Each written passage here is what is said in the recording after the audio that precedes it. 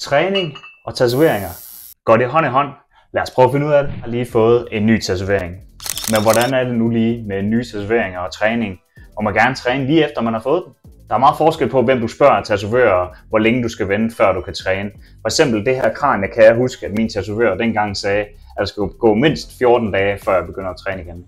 Det synes jeg godt nok var længe, men hvor længe skal der egentlig gå, før man må starte med at træne igen? Lige efter du har fået lavet en ny tatovering, er den særligt udsat, og den har brug for at hele, så derfor dur det ikke, at vi bare spurter ned i træningscenter lige efter vi er færdige ved tatovøren. Man risikerer infektion i tatovering af ens eget sved, men også de bakterier, der florerer, når andre sveder i fitnesscenter.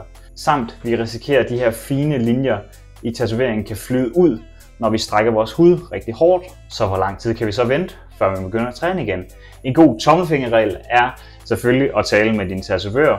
Ellers har jeg også fundet på de fleste tattoo-studiers hjemmesider, at 3-5 dage bør man vente, før man begynder at træne igen. Jeg plejer at mærke efter, hvor øm er min tatovering egentlig. Og efter 3-4 dage typisk, så starter jeg min træning stille op igen, strategisk. Min strategi er at starte stille op, og så hvis jeg har fået lavet den på armen for eksempel, så træner jeg selvfølgelig underkroppen først. Og omvendt, hvis jeg har fået lavet en tatovering på benet, så vil jeg træne overkroppen først.